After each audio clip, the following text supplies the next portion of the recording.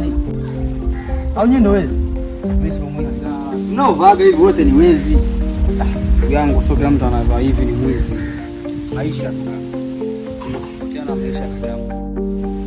Sikiliza bro, nilifanya nikae hapa na nikae nimejinamia. Mamangu amenipigia simu kijijini.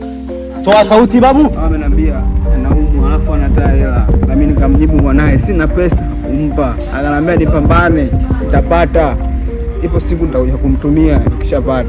Ananiambia dua nipate. Ndio kauli ambayo inaniuma. Sina hela kumtumia mamangu. Samahani bro. Yaani kwani mama ni mama.